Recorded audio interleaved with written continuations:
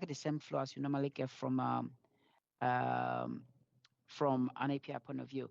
And whilst that's opening, so this is like an example of a CRM I showed yesterday. So this could be a CRM, and within the CRM, I've got the option to say if I change the status of this particular CRM, it's going to push this lead into MaxContact. And let me show you real quickly what that looks like. Okay, and this is how your system would typically work as well. I'm going to change this to Richardson, so at least you can see it as a proof. So I'm going to then say, you know what? I'm going to change the number. Just change that there. 1, 2, 3. Save that, and then I'm going to change the status here to say new. Okay. Now, there's a trigger, and this is going to be very similar to your trigger process on your CRM, Slav, whereby if the lead status as a criteria, if it's set to new, push that data over to MaxContact. I mean, you've got a backend API process. So if I come in here, I just want to show you an example of what that looks like. If I go to my lead import history, technically it should have pushed that lead across. Look, so if I load that, there you go. So there you go. That's my lead. So that's the number, and that's the reference number. So that's how you push leads through an API or training system based on the criteria. And it shows me as a hot lead, and that's ready to be dialed right there waiting for me. Okay. Yes. Okay.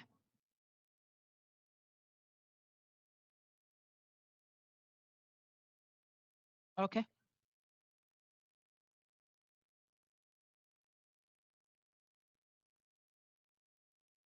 Okay. Perfect. Amazing. Perfect.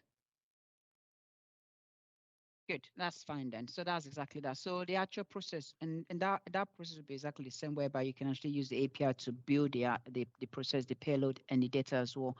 One of the key things about the actual data is the information that you want to push across. If you remember yesterday, we spoke about what you want the agents to see. Now, from a MaxContact point of view, what the system technically needs is first name, last name, telephone number, and the reference number. You don't need anything else. The reason is because one of the key things that you said was you want the agent working on the CRM, your CRM, rather than having to use both systems. So let me show you really quickly what that would look like specifically once we've done the import, which I will come to, is if I went to sales, let me actually make sure there's the actual campaign running. So there was a data import I did this morning for, I think it's Salesforce. Is it Salesforce? Yes, it's Salesforce. There you go. And push that in there. Okay. Now, if I then log onto that campaign, I'm gonna wait for that to load in a sec. And then what this is actually going to show me is going to be quite important. Okay. As soon as I log in, if I go ready, okay. Now this is going to work slightly differently, whereby just sum that up.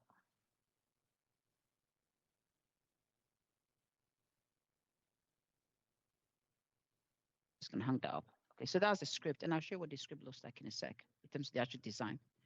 But in the script, I've also got information such as complete script. Now we know iframe is not going to work, and I'll show you what that looks like as well.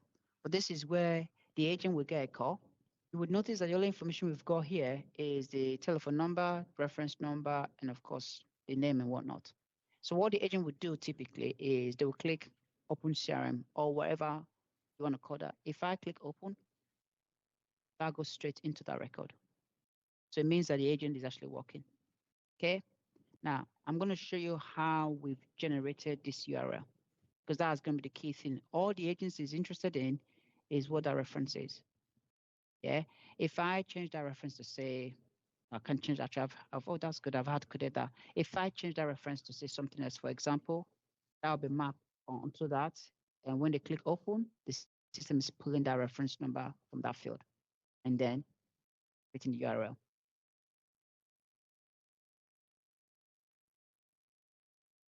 Yep.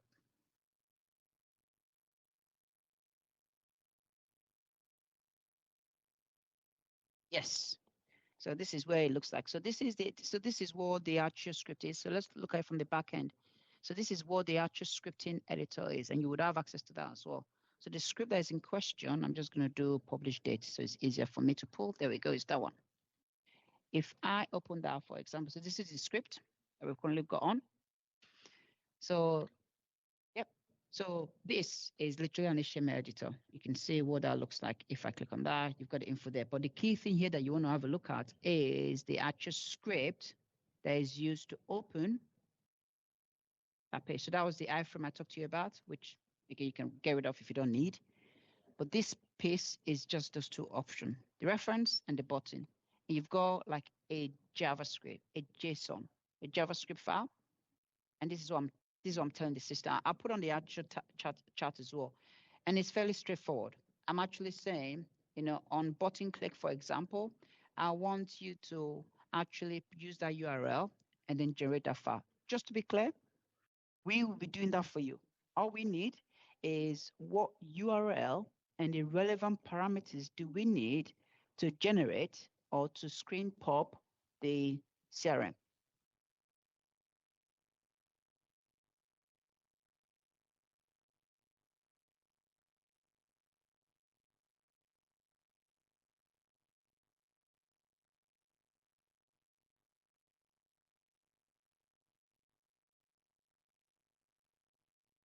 Yes, yes.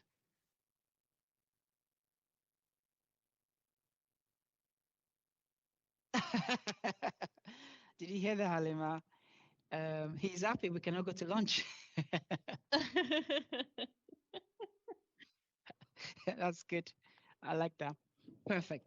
So that's pretty much it. And the benefits of that is it means that the agents, whenever they're ready to actually access the actual page, they click on the button and away you go. I need to reiterate, we'll give you access to this scripting editor, but we also want to ensure we support you in building it. The benefits of this, Doslav, is you come from a tech background. You're a developer, so this is something that you can actually do in your sleep. To be honest with you, but it's fairly easy to be able to utilize by any setup as well.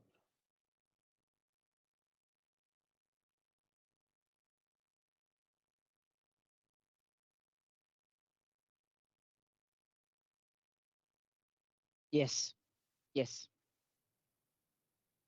yes.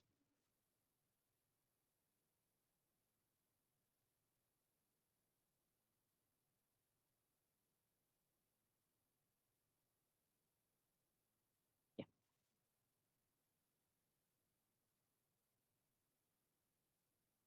Mm. You can have multiple buttons. So just to reiterate, and I'll show what that looks like. So I can actually have a different button. I'm going to delete this. I can actually have different buttons that does different things. Okay.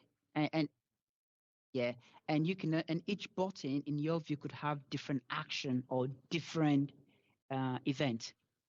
You know what I'm saying? Sorry, Halima. This is all very technical for me. So I'm just I'm going to try and sorry. dumb it. No, it's okay. Sorry. I'm just Yeah. going to try and dumb it down so that I understand it. So Slav, just to get this right. So if I compare this, what Nick's showing us to what you built, the buttons are like, for example, the client notes and it'll take us to there, and then client's account and it'll take us to there. Am I right in saying that? Okay, perfect. Okay. Take us to different parts of the record. Hmm. Okay.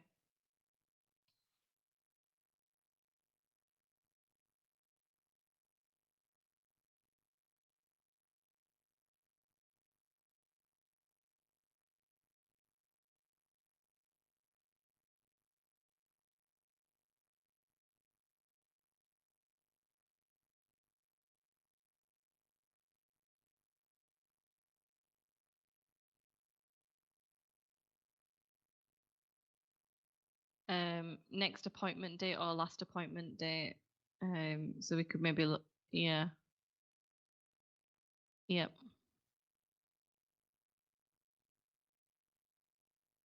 Mm-hmm. Yeah. And just to add to that as well, and I was just putting some example in there just to show you how easy it is. And just to add, some of these, once you've added them in, I want to show you something really quickly. These could be read only. So it's just information only. You don't have to. They don't have to change it here. If you want them to still go straight to Optis to make the change, perfect. All they've got here is read only information to help them in that conversation with the customer.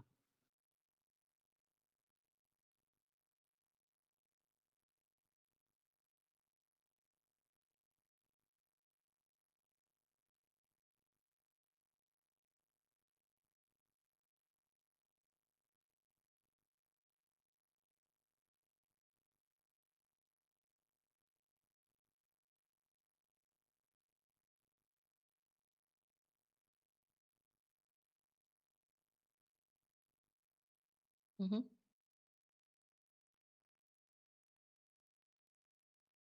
Yep.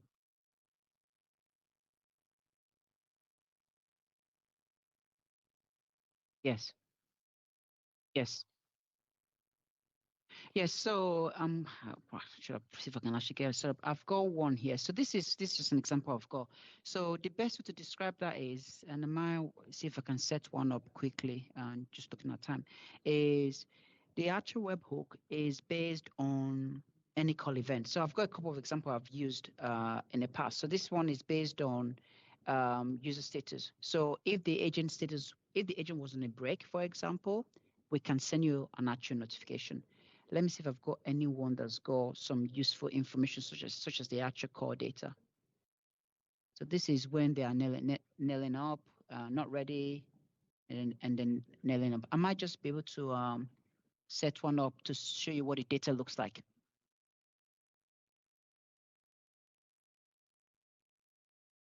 It's okay.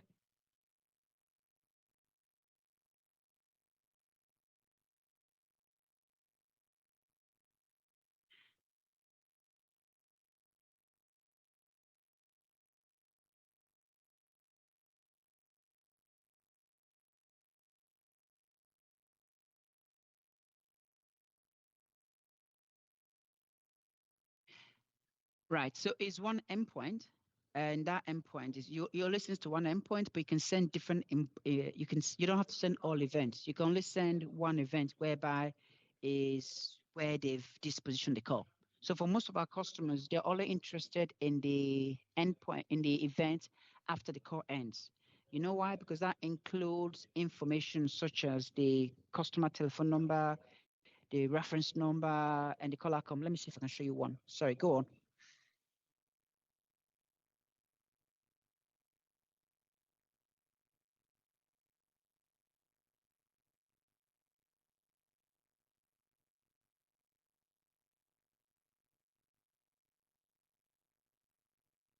100%. If you think about this, if I go back in here, this could be, say, the patient's ID, okay? And because that was included as part of the import process, the actual payload includes that information as well. Literally give me seconds. Let me show you what the example payload will look like. It's a shame I don't have one set up in real time so you can have a look at it, but I can show you what typical data looks like. I promise I'll be quick. See if I look, see if this has got that information there. See if this has got anything. Okay, fine. Good enough. All right, so I'm gonna just, if you can ignore everything that's on that. So this is what the actual Sorry to DTO interrupt is. you, Nick. I'm Sorry, going to drop off you now need to just go. because I have Yeah, another meeting. Yep, I'll leave you guys to work out all the technical stuff. And no if you worries need at me all. again, just drop me a message and No, that's great. hopefully I'll see Thanks. you on Thursday. Yeah, No thanks, worries. See you Halima. later, Slav. Speak to you soon. Take Bye. care. Bye. Right. So this is the actual DTO, but your main focus will be this is what would change. So this is sample payload. So you've got the call ID, that's unique on every call. You've got the call ID. There you go. You've got unique ref, but this is the ref. And that ref will be, for example, your patient ID. And then, of course, you've got the call direction, the call outcome, and pretty much everything else, including the actual agents that also handle the call because you've got their user ID in there as well. Yes. Yes. Yeah. So you've got the result code, but you've also got the result code description. So in our system, when you create a disposition, you give it a code, but the actual description could be the full name. So for example, it could be um, APPT, right, which is appointment, but the actual description could be appointment made. So we can share that information as part of the payload as well.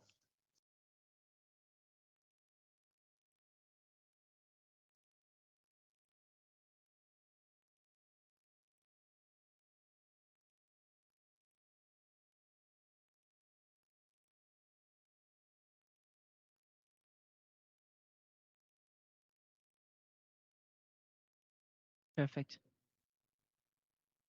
Yes. 100%. No, no, of course.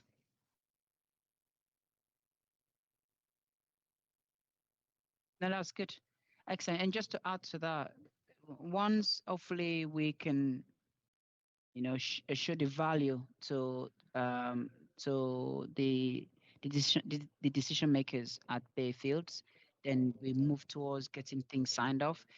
We'll also, once that's been signed off, when the system is provisioned, even whilst it's being built, I think one of the good things or one of the most important things, you're having access to the environment to start trying things out as well. Are you familiar with Postma collection? Postma, yeah. Uh, what tool do you normally use for testing APIs and stuff like that? Yeah. Okay, that's fine. That's fine. Otherwise, I was going to say we've got some Postmark collection I can share with you. But yeah, if you use N8N, yeah, it makes it N8N is brilliant because it's so easy to use. It's very similar to have you used Zapier before? Do you know Zapier? Yeah.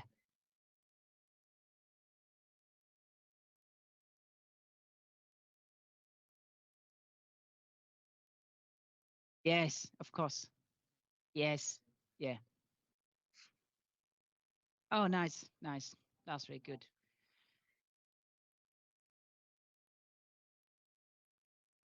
Nice.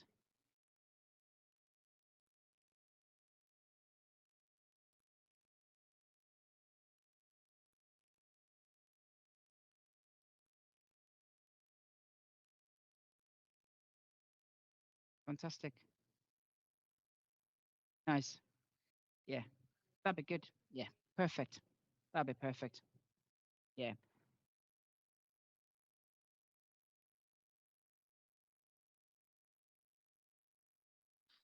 Yeah, so typically, let's just assume that we've gone through the commercials with Bayfields and they're happy and they want to go ahead with us.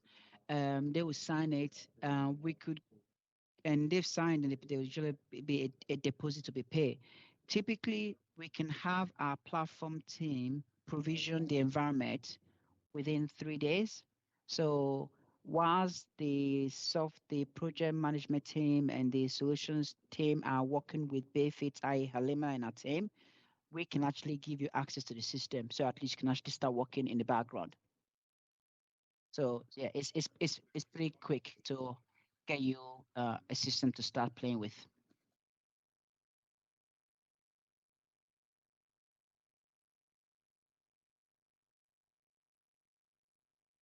Of course.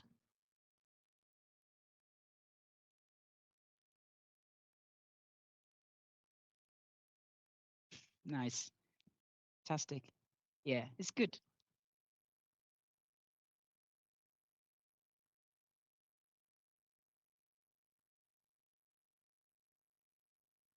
Yeah.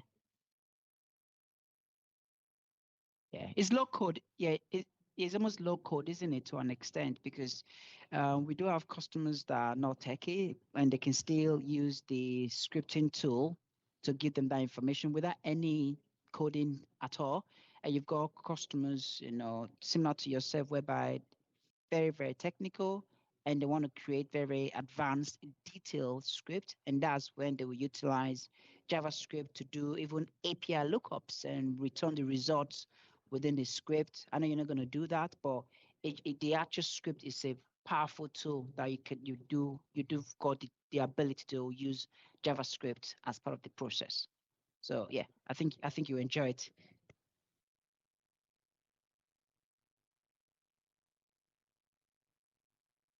Yes. Absolutely. Yeah.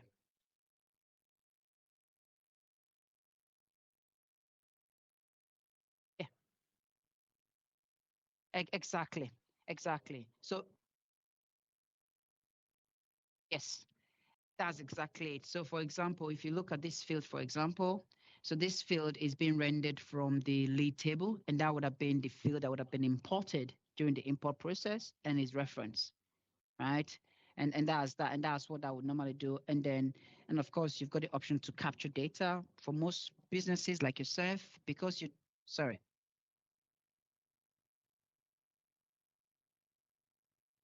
So, okay. So let me show you. I've got address lookup. I'm not going to save that. So this is a good one. Actually, let's do this one. This is good. Right. So this is, let me actually show you in let me show you first. So this is basically make a model. So you can see there's no option there. Okay.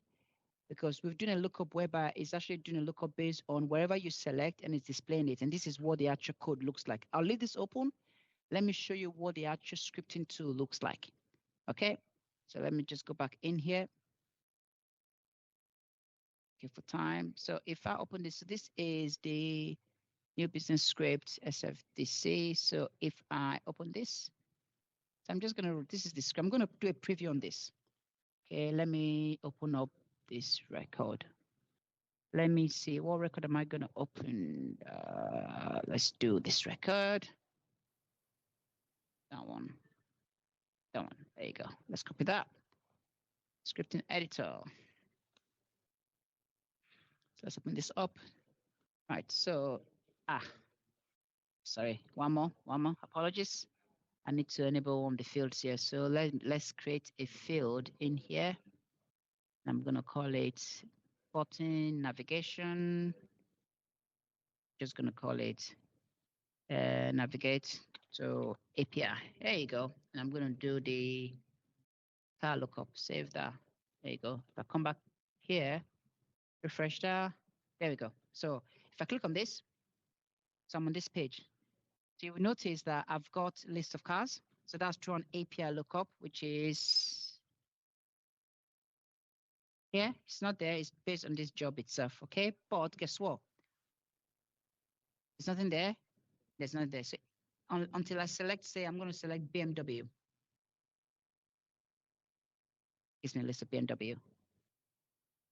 If I select, actually, I'm going to open up console so you can actually see what's happening. If I select, say, Alfa Romeo, okay, and then there you go, it gives me that. So that's how, typically, if you wanted, that's how you can actually use the actual JSON API lookup to pull information and service that. Oh,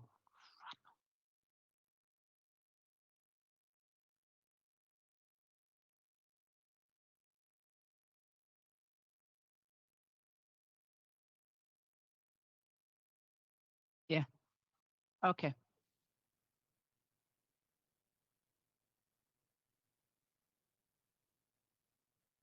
Yes. Yes.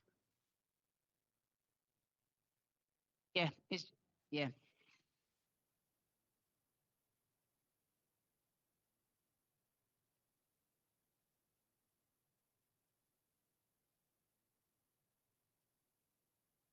Yeah. Okay, but so that would have been done during the import process, correct? So during the import, you would have mapped the actual fields to push across the due date. So on the import, on the API import process, you would include the due date.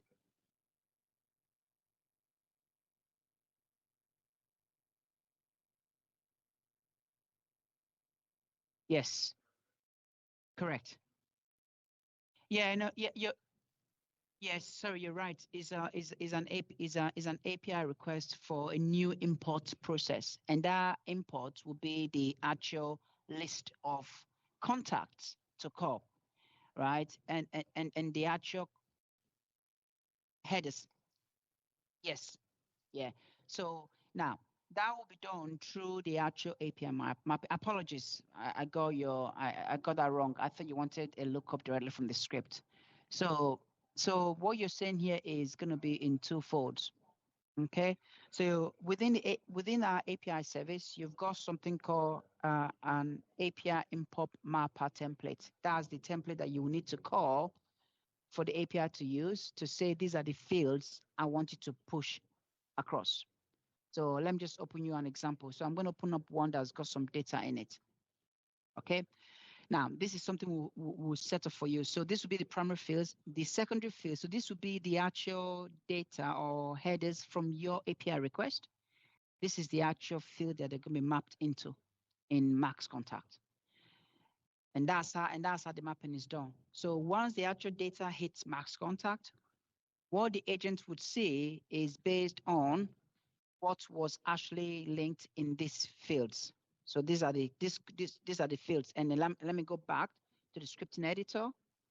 So this will be fields such as, let's just go back to the home page. There you go. These are the fields. Yes, these are the fields. Yes,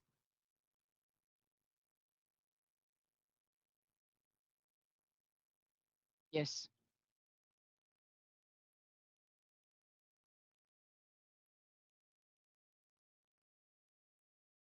that's exactly that. That's exactly that. Yeah,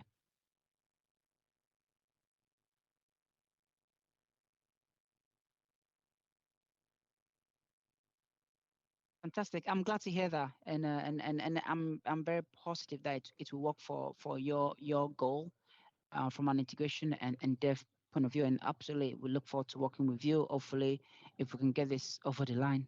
Okay, great. No worries at all. And it's good as always, Slav. Thank you so much for your time. That was brilliant. I'll speak to you soon. Okay, take care.